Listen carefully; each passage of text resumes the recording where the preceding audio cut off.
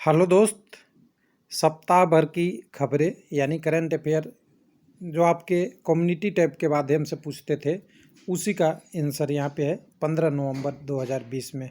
पिछला वीडियो हमने बात किया था 8 नवंबर को, जिसमें हमने प्रश्न संख्या 11 से लेके 24 तक बात किया था। आज प्रश्न संख्या हम 25 से लेके 37 तक की बात करेंगे, जिसमें आपका भी योगदान है, क्योंकि आपके योगदान के बिना इसमें जो लोग भाग ले रहे हैं अच्छे से आंसर दे रहे हैं, कुछ लोग का आंसर भी गड़बड़ है, वो थोड़ा अच्छा नहीं लगता। लेकिन यहाँ पे अगर कहें तो हिंदी इंग्लिश की बात करेंगे। यहाँ प्रश्न हिंदी में भी है, इंग्लिश में भी है, यानी जो पार्ट हिंदी में लिखा जा सकता था उसको हिंदी में लिखने की कोशिश किया गया है, और जो कॉमन चीज़ें थी उसको इंग्लिश में लिखा गया है।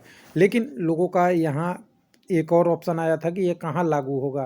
तो दोस्त, कोई भी परीक्षा देने जाइए ऐसे प्रश्न ही आते हैं, और करंट अफेयर मतलब कि आपको लॉजिकल प्रश्न, ना कि सब्जी बेचने वाले प्रश्न। तो ध्यान से देखिएगा।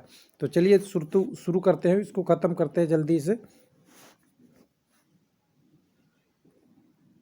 तो पिछली वीडियो में हमने बात कर लिया था, ये कम्युनिटी टैब से ही है, क्योंकि इसको हमने इसलिए चुना है कि आपका आंसर इसमें दिख जाए कि आपने क्या पार्टिसिपेट किया है, इसलिए मैं कम्युनिटी टैब से ही क्वेश्चन को लिया हूँ। तो प्रश्न संख्या 24 तक तो हमने बात कर लिया था कि अमेरिका के राष्ट्रपति का संबंध किस पार्टी से है, 46 का जो अभी बने हैं। तो आप जानते ही हैं डेमोक्रेटिक होते हैं। लेकिन अब इसके बाद हम पिछले वीडियो का ये हमारा थंबनेल था, उसके बाद से अब शुरू करते हैं नया 25 नंबर क्वेश्चन से। प्रश्न संख्या 25 में था, आपसे पूछा गया था कि रोपैक्स फेरी सेवा किस राज्य में शुरुआत की गई है। तो 52% लोगों ने महाराष्ट्र जवाब दिया है, जो गलत है। आपका गुजरात में है। अभी नया सर्विस हुआ है रो सर्विस, जिसको रोपैक्स के नाम से भी जानते हैं। तो इस सर्विस में आप, अगला प्रश्न में हम जाएंगे 26 नंबर में। तो ये कहाँ से कहाँ तक शुरू हुआ है उसके बारे में बात करेंगे। तो यहाँ लोग महाराष्ट्र बोलते हैं और यहाँ सब जवाब देते हैं अहमदाबाद से हाजिरा। तो महाराष्ट्र किसी तरीके से नहीं है, तो यहाँ भी गलत लोग जाते हैं। इसका सही जवाब क्या था? हाजिरा। हाजिरा मतलब सूरत के नज़दीक है हाजिरा, और घोघा यानी भावनगर के नज़दीक। भावनगर से सूरत के बीच में, यानी छोटे से जगह में बोलेंगे तो घोघा से हाजिरा, और अगर बड़े शहरों के नाम से जोड़ेंगे तो भावनगर से सूरत के बीच में ये रो सर्विस चालू हुआ है। तो सही जवाब आपका सी है। और ध्यान दीजिएगा, हो सकता है इसको बड़े शहर में भी कन्वर्ट करके पूछ दिया जाए क्वेश्चन को। तो हाजिरा, सूरत, घोघा, भावनगर, तो यहाँ से बीच में ये शुरुआत हुआ है। अगले प्रश्न में चलेंगे। अगला प्रश्न हमारे पास क्या था? प्रश्न नंबर 27 बहुत चर्चा में प्रश्न है। दी ट्रस्ट वी होल्ड किताब किसके द्वारा लिखी गई थी?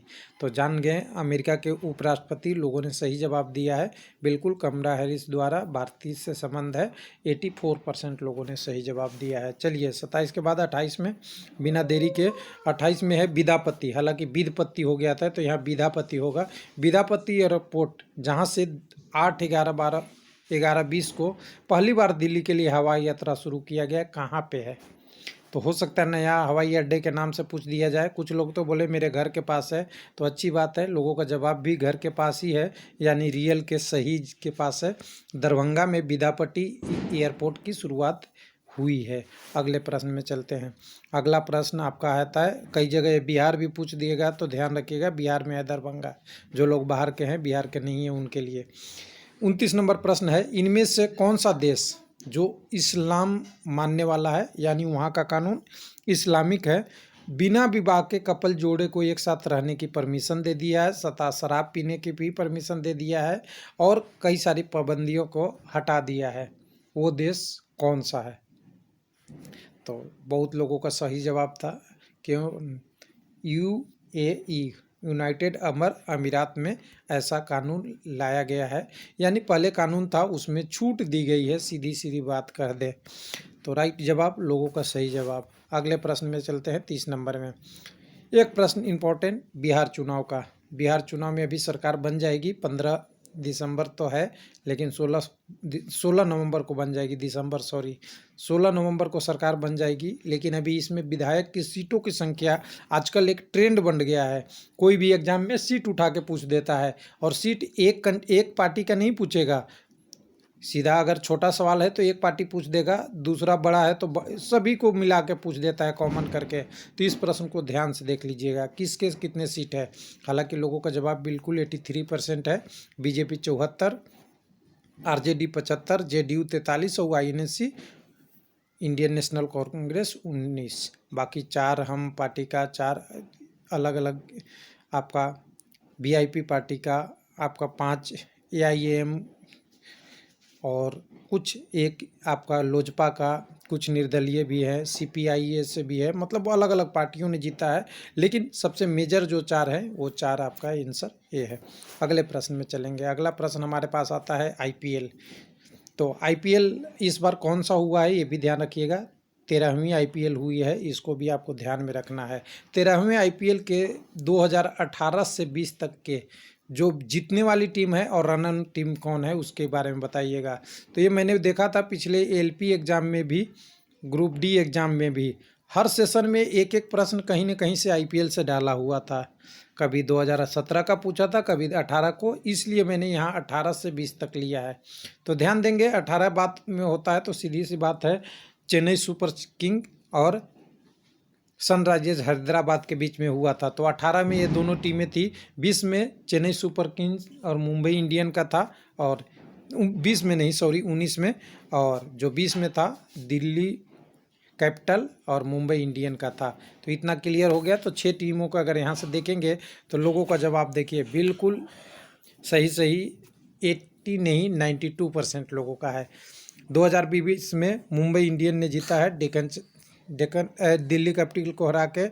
2019 में मुंबई इंडियन ने जीता है चेन्नई सुपर किंग को हरा के। 2018 में चेन्नई सुपर किंग ने जीता है सनराइजर हैदराबाद को हराकर। अब अगले बात करते हैं 31 के बाद हम देखते हैं 32 में।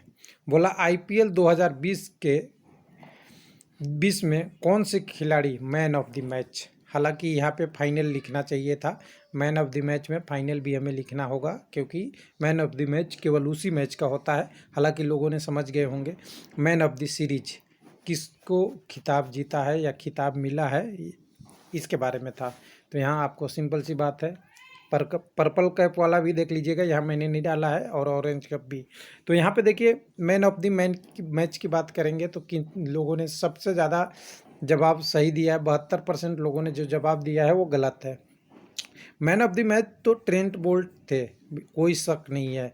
लेकिन मैन ऑफ द सीरीज का खिताब मिला है जोफ्रा आर्चर को, जो इंग्लैंड के खिलाड़ी है। तो यहाँ पे राइट जवाब आपके पास आएगा सी, जिसमें 21% लोगों ने सही जवाब दिया है।